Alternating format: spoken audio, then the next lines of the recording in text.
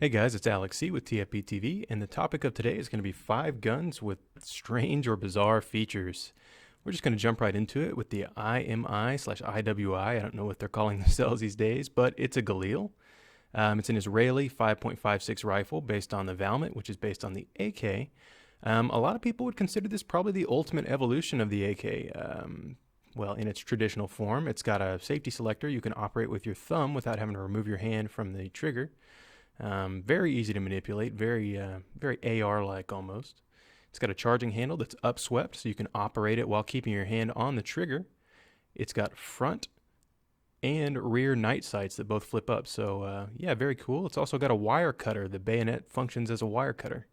Now, what the Israeli military discovered is that soldiers were using the feed lips on magazines to actually open up whatever, sodas and waters, what have you. So the bipod retainer was actually shaped in a very unique way, and this was, from what I understand and what I've read, very intentional. It was designed so soldiers could open bottles with that retainer. I also think this might be the only time in history that a bottle of Topo Chico has been opened with an IMI Galil. So the bottle opener is the aspect of the Galil that made it onto the list, but it does have other features that you could consider strange, like the bayonet wire cutter. All in all, very cool, almost a Swiss Army AK, if such a thing existed. But next is going to be a rifle we've looked at before. That's going to be a G41M. The G41M was a early German self-loading rifle. I say early, but 1941 wasn't exactly early. But the Germans never really developed a self-loading rifle for general issue that was what I would consider good. The G43s are okay, but they're fragile and have a reputation for exploding. But what makes the G41M so bizarre, well, there's a lot of things, is that it actually functions as a bolt action in addition to being semi-automatic. So it's the proverbial bolt action semi-auto, and that's not just a joke about Lee Enfields, but it's cool because when you lift up the bolt handle, it disengages the recoil spring, so you're not fighting spring pressure. Very cool system, very well thought out. I know it takes over a dozen springs to cycle this gun, whereas an AK takes 2 or 3. So that aspect, being a bolt-action semi-automatic rifle, is what made it onto this list. However, you could pick a lot of aspects, such as the way it works semi-automatically by trapping gases in the nose cone, but I think the bolt-action aspect is a little stranger, so that's what made the list. So next up, we've got the Arisaka Type 99, and it's also a rifle that's very strange in a lot of ways. It's kind of like a Swiss Army knife as well. It's got a monopod that folds down from the front. It's got a chrome line bore, a dust cover. We're going to focus on the anti-aircraft rear sight. And yeah, you heard that correctly. It is actually a rear sight they designed to volley fire at airplanes. This is often mocked. When the Americans came into the war with fast, high-flying airplanes, it kind of rendered this obsolete. But low-flying reconnaissance planes in China and whatnot could be subject to 100 guys firing a volley at it now. It's a upward sliding sight with an aperture on it, and it's got the wings that stick out, and they're marked in knots from 1 to 300. So the idea is that you calculate a plane's speed and distance and then sight accordingly.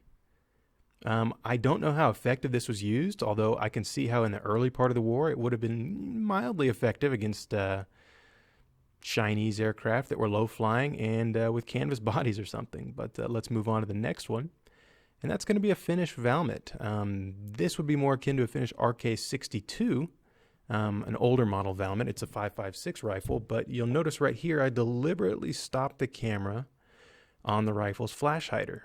And that is the aspect of this rifle that makes it kind of strange. Not the entire rifle, but it's definitely a strange aspect.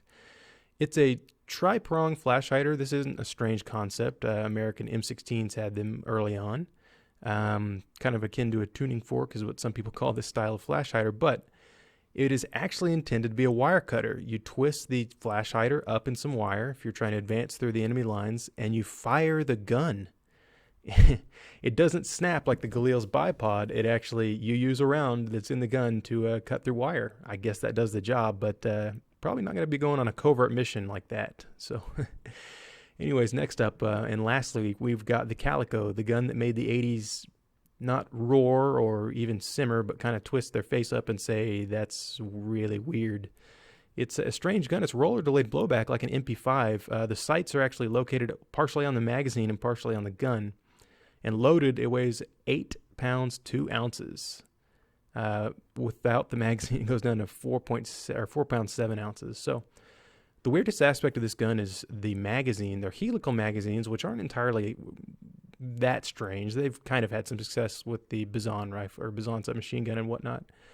But the way that you actually charge these magazines, with the 100-round magazine, you have to load it and then crank it 23 times, or wind it 23 times. It's 10 rounds for the 50. This is quite tiring, especially when you get to about the last 5. I also, when I was doing this, you'll notice rounds pop out of the magazine here. And then I decided to stop.